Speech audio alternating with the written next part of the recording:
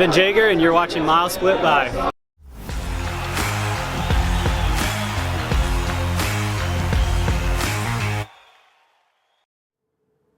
Hey, what's up, everyone? MileSplit Live presented by New Balance. I'm Corey, back with Travis here. Yep. Evan Jager, shout out. Good way to start the show. Absolutely.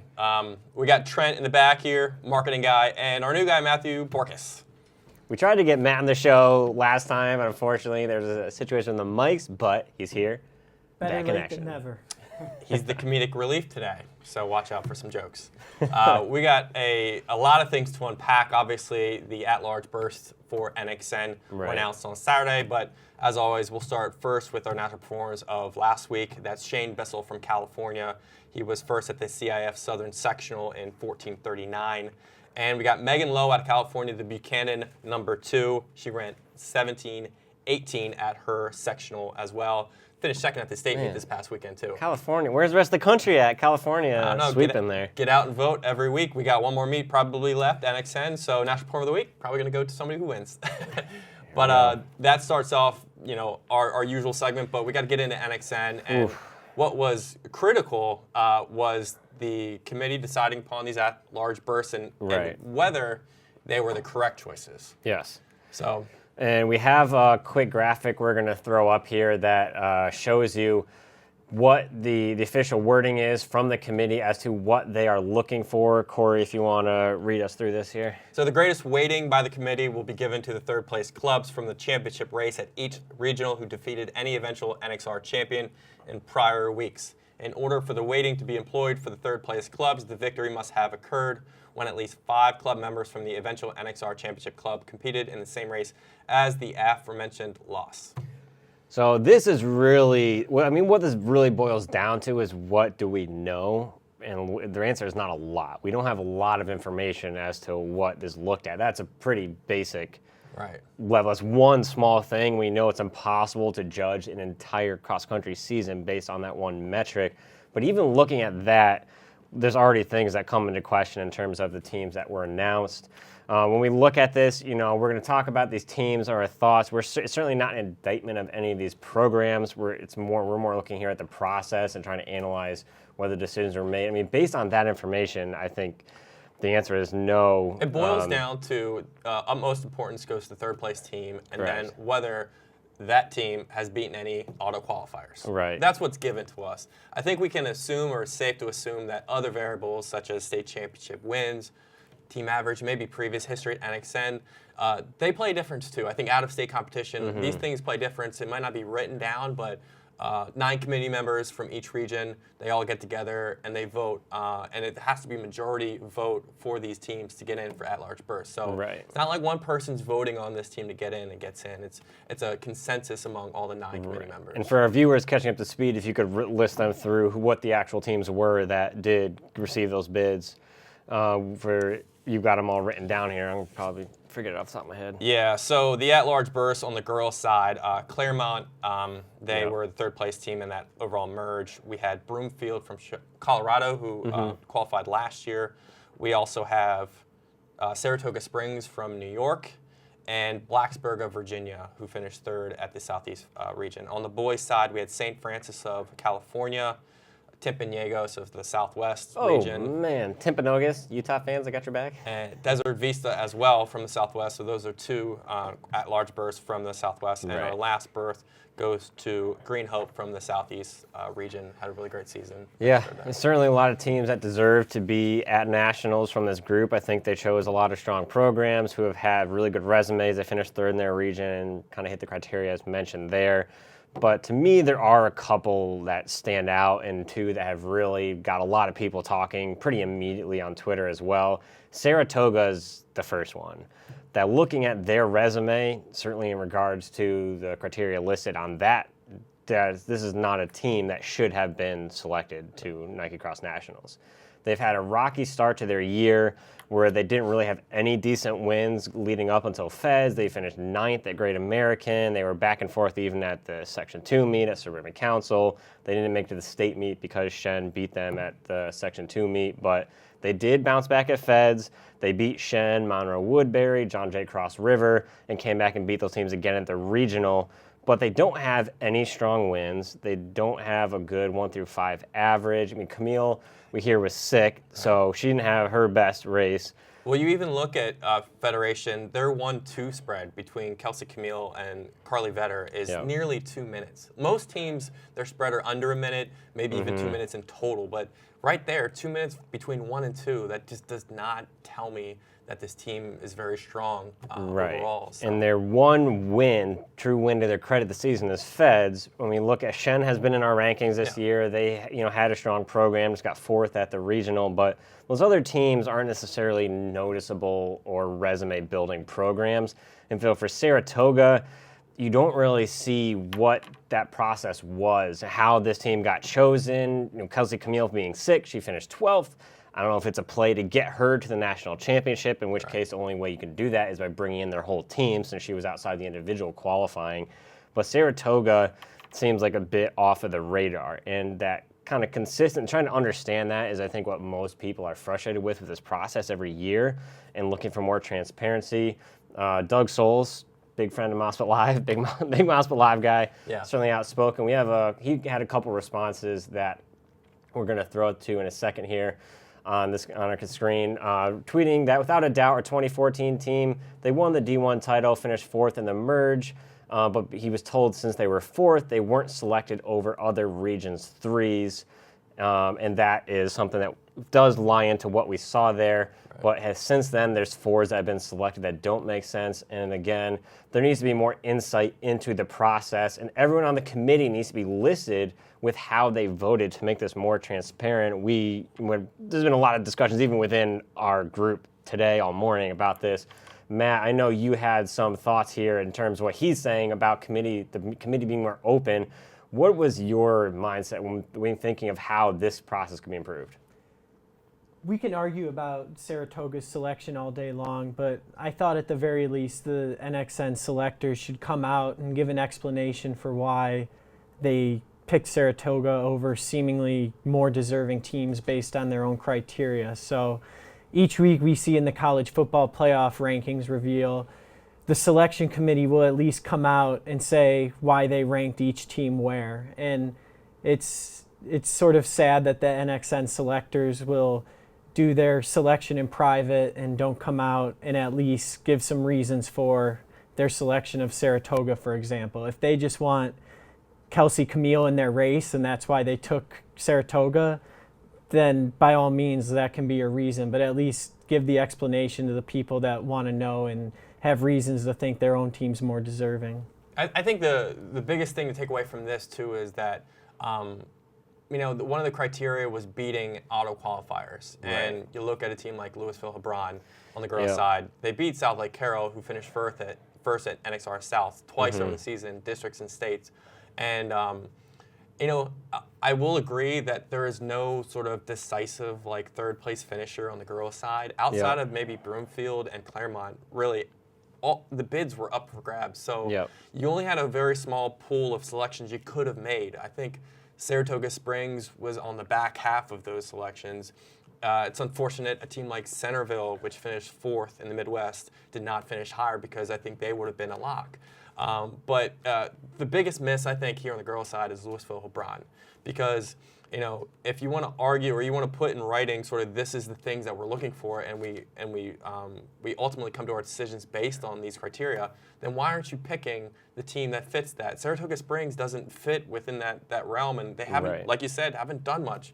9th at Great American, like you said, didn't get to the state meet. If you value state championships, they weren't even there. So the New York Federation meet, some teams don't even race it. It's some teams are building up for NXR New York. So you have a weaker field at Federation recently. So I just don't think it makes sense, and it's confusing for right reasons. Right. Trent here has a graphic ready. You're not the only person who has that same process around those girls from Hebron. We have a quote here from Abby Riordan, who's one of their top runners, really strong run out of Texas the last couple of years, who definitely thinks they should have at least been in the mix. They beat the winner twice in championship season, and they were just 16 points behind Keller, who's been top 5 in the nation all season, and certainly a team that's been in the conversation for a podium at nationals.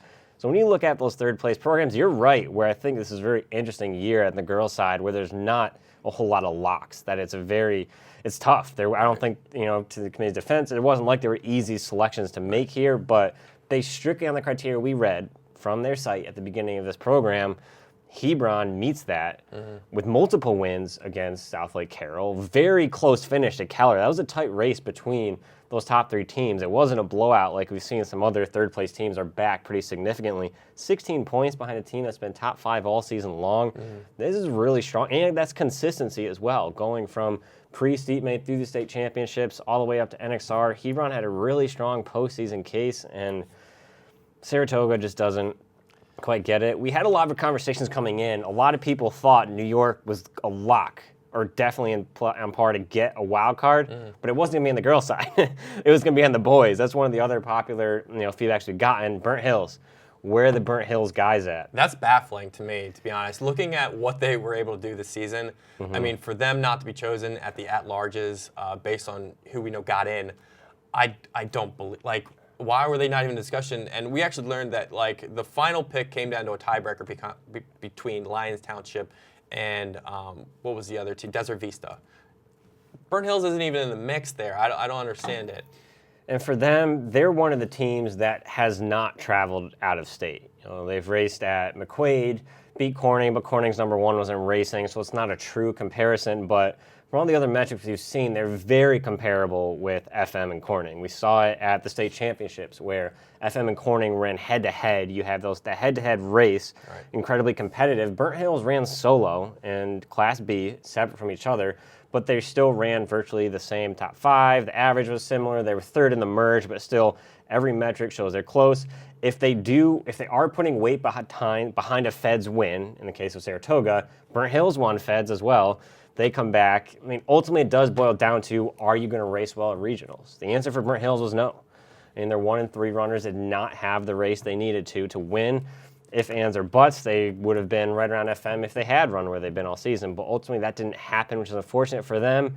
But when you look at this, Burnt Hills is a team that stacks up with FM and Corning. They're a team that is their 3rd place program.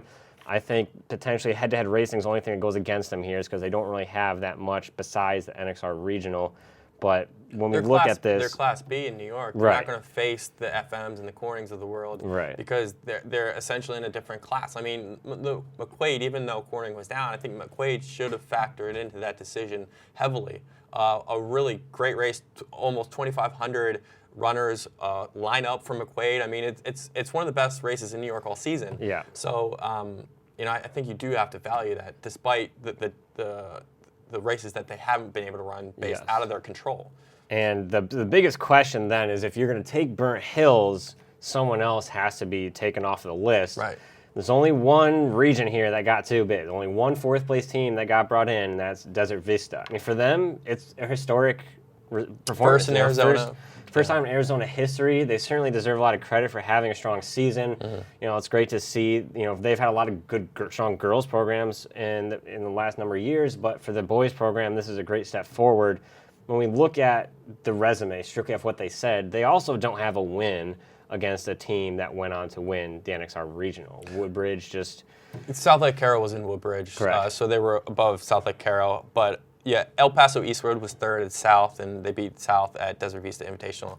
But, I mean, of the auto qualifiers, I think they did beat some teams that were auto qualifying. So I don't think their resume is, a complete miss. But when you look at the only thing I can stick my mind on is what was the biggest factor for Desert Vista. It has to be that win against Southlake, because that was the biggest performance for them against a team that qualified. But Southlake was 2nd. They didn't win their regional, and they got beaten by Flower Mound. And Southlake hasn't had the greatest postseason run. They were 3rd at their regional meet. They were 2nd at the state meet, 2nd at the NXR regional, beaten by Flower Mound, which is not a team we had highly ranked, because while they have Alex Merrick or Jerry at the front, it drops off pretty steeply from there. So Desert Vista, that win against Southlake is not something that stood out to me. It was super early in the season. Southlake's traveling from Texas all the way to California, and it's not. If Southlake had won the regional, then it's a different conversation, because that factors into what they said. But that's not the case here. Like I said, Eastwood finished behind Southlake in every meet, so the resumes don't quite mesh with these, and that's, I think, the biggest issue we see pretty much every year with this process is we can't quite point to this as why this team made it in. We just wanted, I think that's the biggest thing. We just need to know what's coming through here. Like Matt said, like how are we reaching these decisions? Right. And can teams better understand? Actually, minutes before the show started, I'm going to read you a message I got here from Coach Danner at Lyon Township, who responded on Twitter. And he said, in regards to the at-large selection process around NXN and beating those head-to-head teams and from other regions, there are schools like us not able to make overnight trips due to district rules, and it's also very expensive to pursue those wins across the country. Illinois is very competitive and prepares us to run well at the end of the season. I appreciate that follow-up from Coach Danner, but he's right. Not every team has the means of a Southlake to go to California or Great Oak to go to Roy Griak, or you're constrained by district travel, as many teams in Texas also are. Right. And that plays a factor, right? How can Lions, they can't within the rules, within the budgets with their school, they don't have those same opportunities, and Illinois is one of the strongest states in the country. One of the biggest reasons why I think they were considered late in the process was that they, in at least 2 races, they hung with Downers Grove North, which is the best team in Illinois. They finished 5th in their state meet, which is a bad mark on the resume, but based upon what they were able to do against Downers Grove in sectional specifically, I think that kind of spoke to what they were able to do talent-wise. So, and they also, from an optics standpoint, they have Danny Kilray, who's already qualified in by finishing, among the top 5, but had to have a team, maybe just like Kelsey Camille at Saratoga Springs, it helps to sort of boost that up too as well. Yeah, and I think we look at that kind of a program like Lions, they do have that, it's not an easy season to make it, to do what they've done, accomplish what they have with having to race these types of programs. A team like that can race well in NXN conditions, and Lions Township is a proven program in the past, and they've raced some of the best teams in the country. So for them, I think they did also have a strong case. But, it's tough. These guys maybe would love to get out to Griak or something, but they're constrained by their regulations and can't go through it. I do want to mention one other team that I believe was a snub on the girls' side. When we talked about the strength of the girls' field overall, and these regions is not very strong, we had pretty much 2 guarantees to get at larges. So Centreville is in my mind still. We talked to their coach a couple weeks back, and he really was promoting the fact that his girls, deserve to be in. And you look at the resume, they go out of state, they win a big meet twice in Kentucky and Pennsylvania. The only thing they couldn't control was NXR Midwest, and they finished 4th to Barrington. But my question is, if you're picking Blacksburg and you're picking Saratoga Springs, who are 2 okay programs, Centreville's probably another level beyond them. So would you rather have 3 really good programs and maybe a Barrington that might not deserve to be there? They finished, I believe, 8th at their state meet and didn't really finish well first to finish. Or do you take 2 okay programs that did pretty well over the season, like Blacksburg and like Saratoga Springs, and do you just give those 3rd place nods to them? I think it's hard. Right, it's tough with Centreville getting 4th place. We've had that conversation. We have the biggest fan of Centreville in this office is here with us. Matt, I know you were making the case for Centreville to go. They have to bring Barrington with them, so how do you justify bringing those 2 teams? I would have justified it because I wasn't particularly impressed. Because you're from Ohio, just kidding. Well, look, they made a great case. The weekend was actually good for them with the results out of Southeast.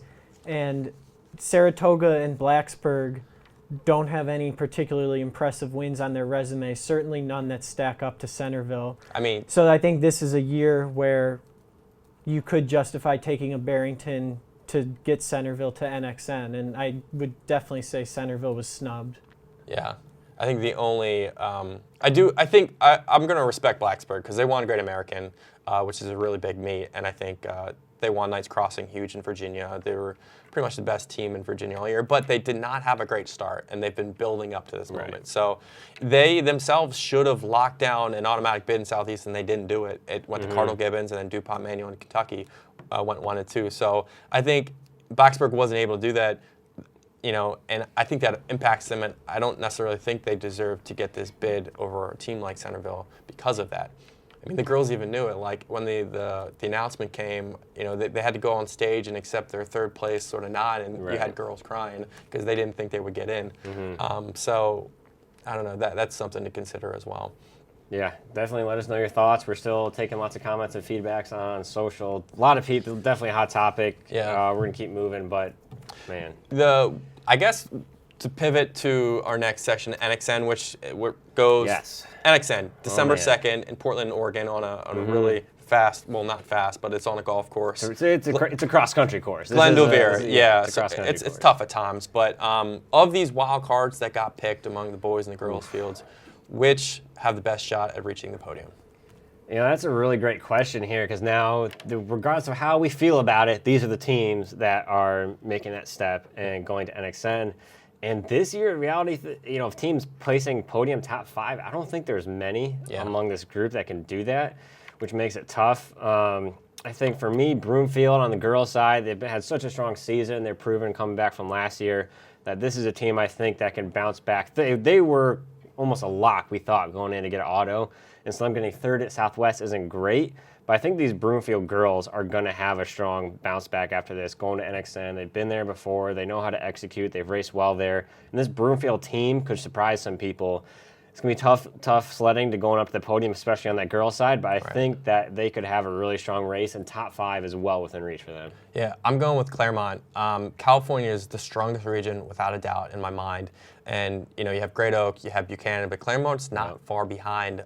Their spread traditionally over the season has been under a minute, even closer to 30 seconds for some of these meets. So I think they run really well in a pack, and they have a potential to run really well at a meet like NXN. So I'm going with Claremont. And you got to give them credit too. It's difficult. California, drives me. The only region where every team doesn't race head-to-head to qualify to NXN. Buchanan, Great Oak, running in that Division I race together certainly gives them a huge advantage in terms of how that merge is going to come together for the final selection process. So for Claremont, it is not easy to qualify out of the California State meet if you're not in that Division I race. Same thing on the boys' side. So for them, I think it's a really strong indicator of what they can do solo, and now you put them in with everybody else. I think you're right. Do you have a sleeper pick on the boys' side at all? For the boys' side, for me, I look at a sleeper pick. It's actually individual. That's Aiden Troutner. I really like Aiden Troutner as a sleeper pick here to make a podium. He obviously won NXN Southwest, but I think he's someone that we're not exactly. He's not there with some of the top guys in the country, but on the boys' side, I think for him, coming off of being a little off the radar, that Troutner is my guy. I think might upset some people. Yeah.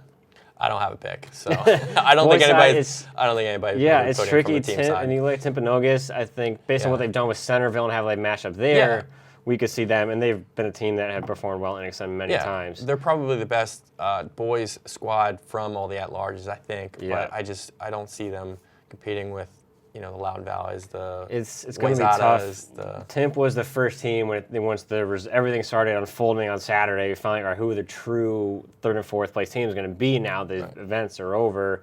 Timp, a lot of people was like, yeah, that's the first one, no-brainer that this team is going to make it, and the other teams are definitely a little bit up in the air. Yeah, strongest region. Oh man, strongest region. I think that's a really tough question this year because we haven't had a region that is a completely balanced across the board. New York's always an easy pick because they have FM, but I just don't think that they have the depth that they've had in past years. Midwest is just so deep, both on the boys' side, the girls' side, teams, individuals. You look at consistency over the years, but this year in particular, I think you have individuals who have a legitimate chance to make the podium and certainly top 10.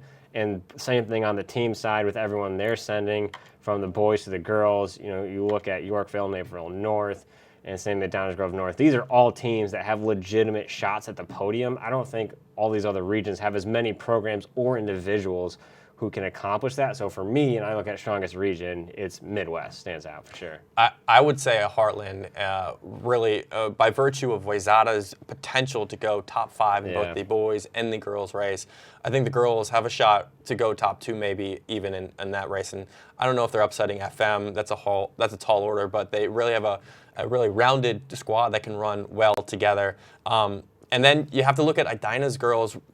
healthy, really healthy. They didn't even have their, I think, 5 at Heartland. She was a Mormon, and she wasn't able to race on Sunday, which is when Heartland was. So they get her back. They might get one other girl back. I think Edina's going to be an interesting pick, too. Maybe go top 10 at NXN. And then on the boys' side, you have a team like Middleton, Wisconsin, who surprised a lot, even qualifying that was a shocker. for Heartland. But, you know, they could prove Wisconsin, you know, the running community in Wisconsin right with a good performance there. So I'm going to go with Heartland. All right. What do you guys think? Let us know. Coming through, strongest regions, a lot of strong feelings, of course. Yeah. One team that did not qualify for NXN but was on the minds of a lot of people entering the region period was Brentwood.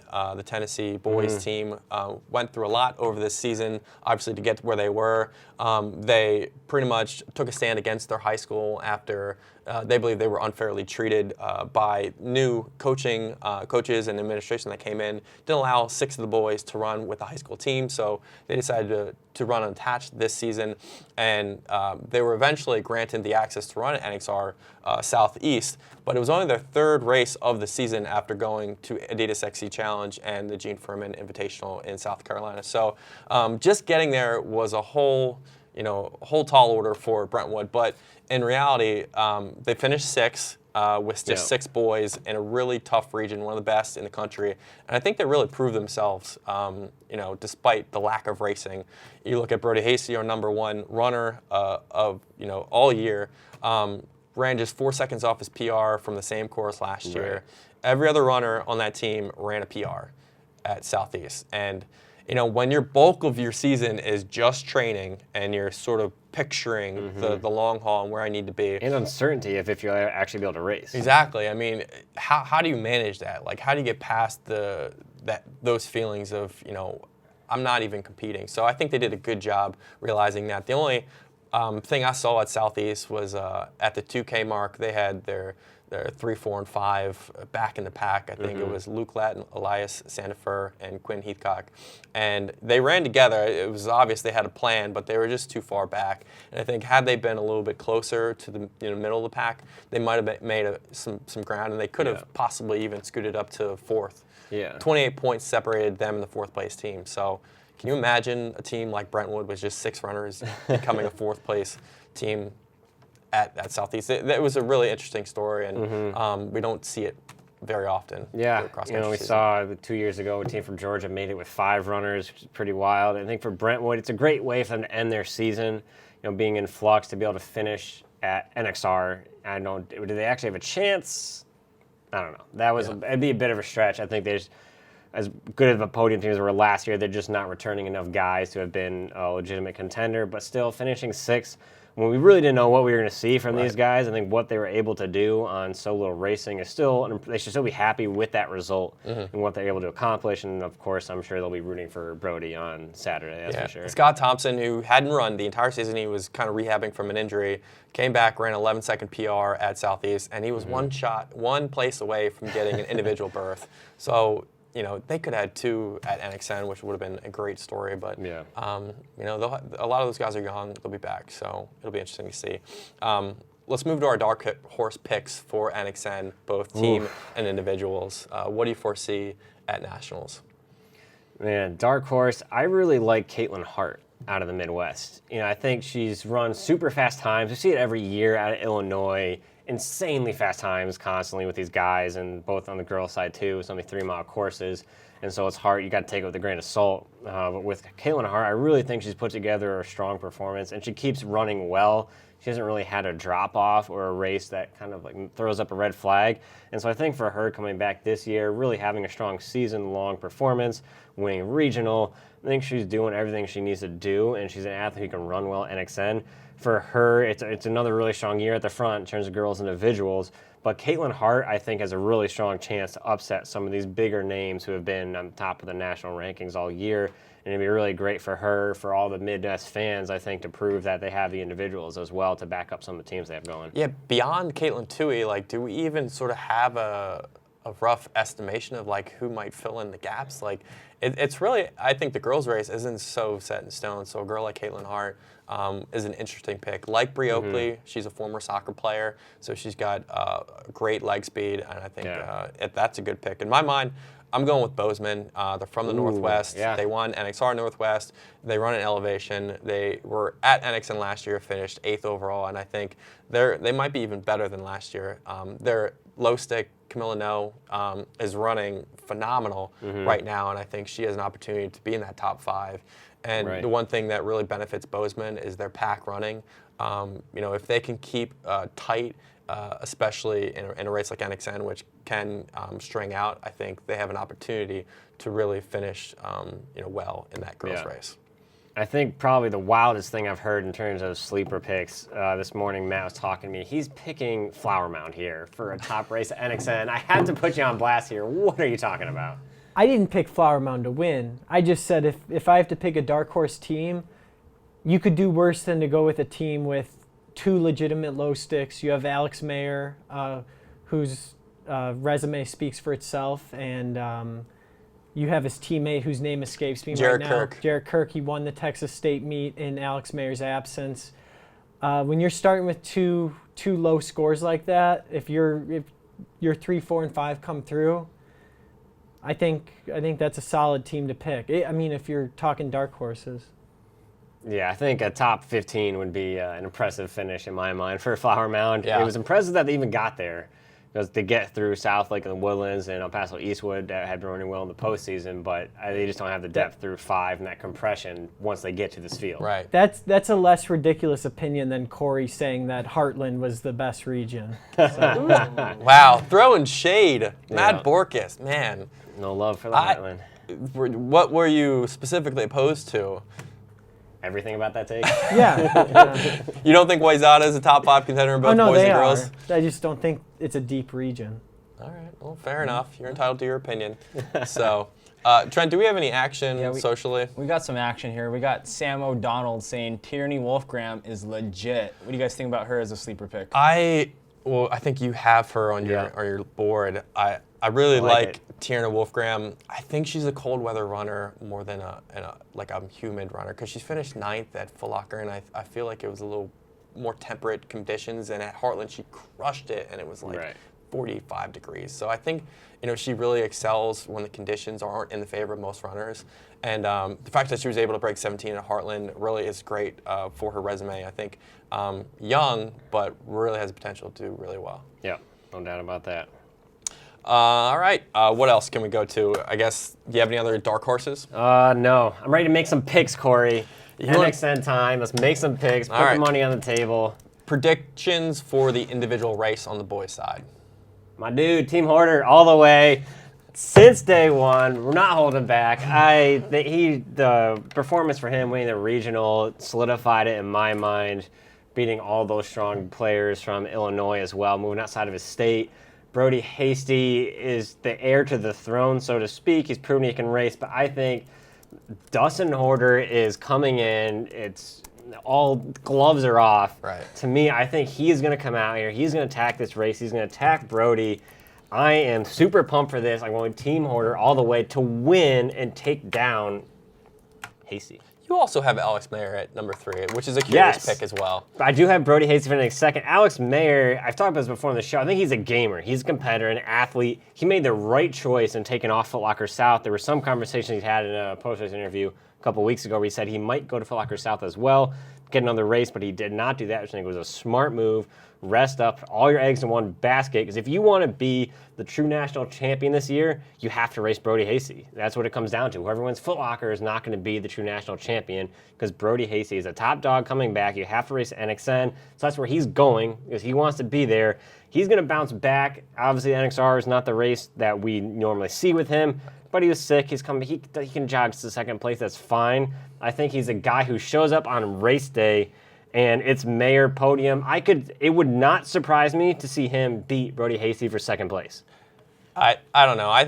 I really believe in Alex Mayer, but I think there's some mind games you play with yourself after you have 2 races where you're still getting over something. You know, you have to fall out of the state race, and then you don't run up to your potential and at the region race. And I think there's got to be something playing into that. Some motivation. It is happy. You haven't won anything this year. I know, it's motivation. Alex Mayer hasn't won anything that means anything. There's this a year. lot that This happened to is your him chance. over the season that just wasn't expected.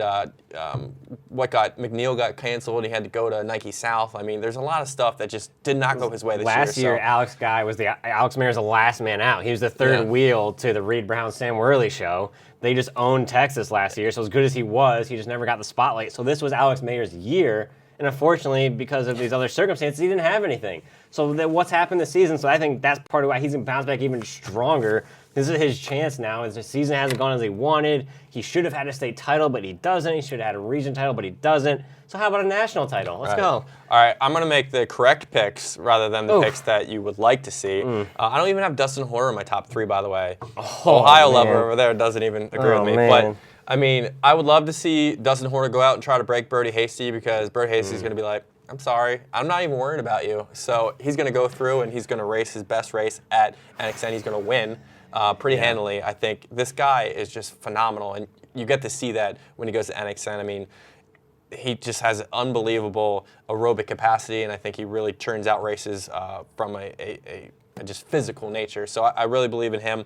James Mora of Lincoln Senior, I think he's a great candidate to possibly, if Birdie doesn't have a good race, which I don't think he will, James could get a win here, I think. And then Dustin Kilray of Illinois. I think Otherwise known as Danny. Oh, geez, sorry. Maybe you're in my head a little bit. Just thinking Dustin Horner. Thinking you wanted to say it. You wanted to say it. Maybe, but I'm going with Danny Kilray of Lyons Township. Speaking of Danny Kilray, how excited do you think he was when he saw that Dustin Horner wasn't on the start list for Foot Locker Midwest? Oh, it made him so happy. I think he was so happy not to have to duke that out again. I don't know. Watch out for Conant Smith, too. Conan's a legit runner at this point, too. Yeah, he's someone to be watched out for. But Danny, you know, the talk was him or Dylan Jacobs throughout the state season. And at the end of the day, like, he ended up winning that state championship over Dylan. Now, he might have lost to Dustin Horner at NXR, but I think Danny Kilray has the end goal in mind. I think. Step up. Yeah, so I'm going with that.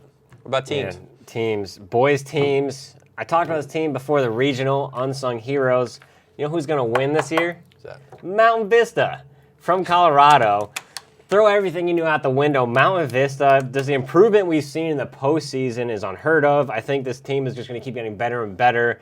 Their performances are on par with the other top teams as we look at the speed rating merge. And I think for them, there's no pressure. All the pressure's on 2 teams, Great Oak and Loudoun Valley. Everyone's been talking about them all season. I think Mountain Vista, let's go. I think this team is going to come in. They're going after the big dogs, Great Oak and Loudoun Valley. Mountain Vista is going to take the win. I actually think Great Oak has a lot to prove, and they're going to finish second. Loudoun Valley is going to finish a very close third. But Mountain Vista from Colorado coming back, upsetting everyone all season here. They're going to come back in this regional. Mountain Vista is going to take the win over all these teams that we've been talking about all season. For a so-called expert, you really go out on a limb. They are the Bozeman of 2017. Mountain Vista is the new Bozeman. It's exactly what we saw last year. Bozeman wasn't really on our radar for the podium. They got better and better and better. They came into NXN with nothing to lose, upset everybody. Mountain Vista is the same. They got depth, they got compression. Mountain Vista, here's my thing. I feel like we try to find reasons why Loudoun Valley isn't the #1 team in America. Yeah. And you know, I've never been on board with that because I feel like they've done nothing but excel everywhere they've been, every meet they've been at, they've won, and they've done it in impressive fashion. They're coming off a big win in Southeast, and I think these guys are going to win here as well. They're going to live up to the potential, and they're going to hammer down at Portland for NXN. The big, important runners here for me, Jacob Hunter, Connor Wells, they're 4 and 5. If they come up with big days, I think it's a lock. One interesting thing from Southwest is Mark Hunter said their #8 runner who didn't even score at Southeast was their 5th guy. So, you know, they could have somebody that kind of steps up out of nowhere. Maybe they're 6, maybe they're 7. So I think they're going to win. In my mind, I'm not betting against them. #1. Doug Souls, I'm sorry, I got you #2. I think that's still a great outing at a Great Oak. They've had a great season, but Great Oak at #2. And then Downers Grove North. Ooh. I think they're #3. Illinois getting some love. They're wild card, but they got some love. Yeah. Great team with a great spread typically from the races, so I think they're running like a pack, and That's indicative of a great team. I watched one of our flow films recently on Stanford, and the one thing that their coach talked about, when they were trying to race for themselves, they didn't finish well as a team, but when they kind of packed it in and they followed somebody as a team, they tended to do better, obviously. So if you kind of put away your individual preferences, trying to get a top 5 or a top 10, and you work for the team, I think that's when you start to see a lot of success in cross country. And this is the type of race that fits that, because you look at the team battle, it's not going to be decided in terms of who finishes top 5 or top 10. It's going to be decided by who finishes between 50 and 120. Yeah. That's where the team battle is happening. It's not happening at the front of the race. As exciting as the front of the race is, that's not what's deciding this race. And for these programs, you're exactly right, where if you have guys who are racing for 50th, trying to fight for 20th, that's when people start blowing up and running out of character. So for this, I think it's the right mindset to have. Downers Grove, they've been in our minds all season long. Now it's time for them, I think, to step up the national level and see what they can really do this season. Yeah, I think we go into the girls now. Who are your predictions on the girls' side, individuals? I'm going super hot take here. Caitlin Toohey. I don't know if you've heard of her, but she's kind of good at running. Caitlin Toohey. Was really wanting to see that matchup if we could have seen her and Claudia Lane, but Toohey is going to win NXN. Shout out to my man Sam, throwing out Tierney Wolfgram. Have her finishing second. I think a youngster coming in. She's really impressed me with how she's run this season with very little experience, especially at the national level. For her, I think she's going to have a really strong race. And then London Colbreth. She doesn't really have as much elite competition here in Texas, but she proved last year through cross country and track that even though she doesn't race head-to-head against those elite-level athletes, that she can go nationally and hold her own with Bree Oakley at Brooks Pierre on the 2-mile. She's a phenomenal athlete. She's got better speed than just about everyone in this field, so I think if she can hang with this top group, that she's going to have the speed to take down anyone. And for her, I think this is the next step now, coming off a year where she ran really well at NXN. So I think for Colbreth, this is going to be a big performance, and she's a very good shot at Podium. I like your picks. I really want somebody to run with Caitlin Toohey. I really want somebody to test her. She's solo the entire year, and I don't think it will happen. I think Caitlin Toohey's gonna, after maybe a mile, she might just take it away. But I would really love someone to challenge her and to give her some incentive to really run her best. I mean, I think she has already this season. She's run phenomenal, but I think if she gets a little bit of competition, it could bring out just a little bit more. Someone who's got an all or nothing mentality. Yeah. You try to hang with her for 2 miles, it might easily blow up and finish 40th, 50th, who knows? Yeah. But you got to roll the dice sometimes and see what happens. You got to go for it, and if you don't, then you'll never know what could be. I think for Toohey, it'll be interesting to see if anyone can even go into the race that mindset. Those with how impressive she's been. Yeah. I think a lot of people that's going to be playing into them and probably be racing for second. I have Toohey as well as our winner here at NXN. I have London Colbreth as our number 2 girl. Right. I like her finish in most races. And then Camilla No out of Bozeman. She's steadily sort of generated more and more momentum throughout the season. Won her state race at NXR Northwest, and I think she goes in here. Familiar region, course layout. I think she does well too. So another strong individual region too with Northwest girls side. So for her, that was a beat big Lexi Halliday. Win.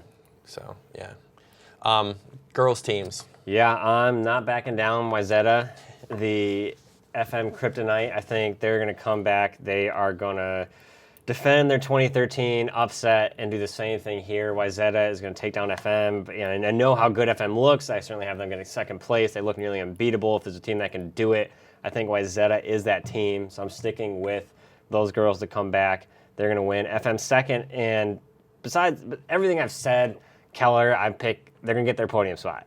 In the beginning of the season, I thought they had a good chance. We quite haven't seen their 5 develop as maybe we would want, but I think they come off of a regional where they are really unhappy with how they raced. They didn't race 100%, but they still, I think, came and thought they could kind of cruise and win based on how they performed this season. So I think they're really upset with how they performed there. They would have liked to have won. A lot of motivation now, a lot of fire to come back. And this is their shot. This is with the girls they have. Julia and Abby are gone after this year. This is their chance with this group of girls to make a statement at the national level. It's going to be really, really hard. Last year, their top 3 didn't have a great race at NXN, so we haven't quite seen yet that they can perform at this level. But I think this is the year for Keller. They're going to come out firing all cylinders. I think they're in it to win it this year in terms of making the podium. They've made that stated since the beginning of the season. So for them, it's a long shot because it's the depth on this side, and the numbers kind of don't speak that way, but I'm going to go with Keller. I think they're going to pull it off. Their top 3 are going to come through big. They're going to run well, packed together at the front, and that's going to be enough for them. All right. I'm not going to bet against FM. I know earlier in our MileSplit lives, I sort of threw shade on their team. Right. But I'm not going to bet against it. 10 out of the last 11. It's going to be 11 out of the last 12 now. FM 1, Wayzata number 2, and Bozeman 3. Speaking about Camilla, I think she's got a great team behind her. I'm going to go with Bozeman for 3. No Great Oak on the girls' side. No. I think they raced at Roy Grieg. It's in September, but they got displaced in that race by a lot of girls. Like Naperville North came up big, displaced a lot of the 4 and the 5 runners at Great Oak. Granted they didn't have their best team at that moment, but I think in a big race like this, displacements are really going to count. And a team like that, I'm not as confident that they'd finish. I do think that the top 5 to 7 teams on the girls' side are much closer than what we see on the boys, and that there could be a lot of teams that we're not even talking about could easily make the podium. These teams we are talking about, podium teams, could easily fall off. Just with how tight all these teams are right now on the girls' side, it's going to be a really exciting race, potentially the most exciting race in terms of depth on the team side here, NXN. And so it's going to be really interesting to see how everything develops on Saturday and how these teams approach this race, because a lot of these teams do have a shot. I think there's a lot more teams coming out on the girls' side than we've normally seen who have a legitimate chance of making the podium, which is rare. And so I think that's going to make a really interesting race, because you're going to have a lot of teams racing for the podium, not necessarily racing for top 10, racing to be there, top 15. There's maybe 10 teams who are going to go in with the mindset they can make the podium this year, and hopefully that turns into some really aggressive racing, and I think that could really shake things up. Do you want to go over the contest we talked about this morning? Yeah, so it's really exciting here. We have prediction contests are back, and the stakes are high. There is so much here. So if you win, we'll get into the contest in a second, but first off the bat, if you win, you're getting a MileSplit shirt, a MileSplit hat, and a MileSplit Universal subscription. Heyo. MileSplit Universal gives you access to every single site in the Flow Sports Network, over 1,000 events streamed live every year. That includes FlowTrack, everything at your disposal for MileSplit Universal. So we're giving away that, all sorts of dope swag, but it's not going to be easy. We're not talking about making one pick and going away here. You have to pick the boys' podium teams and the girls' podium teams and give the winning time of the individual in that race as well as a tiebreaker. You do all those things. You can't do one or the other. Your submission, it can be on social media. We will try to get a pull daddy pull up on the site, but we'll get this out, respond on Facebook, Twitter, Instagram, top 3 boys teams, top 3 girls teams, time of the individual winner of those races for the tiebreaker. Podium teams are what matters most. Whoever's closest is going to get it. You don't have to get them all right. Whoever's closest is going to get it. Big things at stake. You heard our picks. What are yours? Let us know, and you could win some cool stuff. So NXN on December 2nd in Portland, Oregon. We will obviously have coverage all week long on milesplit.com, so stay tuned for all of our stories, our videos, and photo albums You're to actually come. going to be there. You and Brian heading out. Yeah. Make sure you say hi to the MileSplit crew. We'll have some MileSplit gear for us, hopefully, so we can hand it out as well. So, yeah, stay tuned for all that throughout the week. See if we can get some stashies at Nashies going with some of these high scores. I mean, we've had some epic ones in the past. It's rare, but okay. I don't know if I'm rocking the mustache. I already got it right here. So. Make it happen. Ooh, yeah, we should get the real important thing. We get some social feedback. Should this guy turn this into a mustache or not? I think that's a definite yes. Thank you for watching MileSplit Live, presented here. by New Balance. For Travis, I'm Corey. We got Matt and Trent back there. As always, stay tuned for our next show. We'll see you later.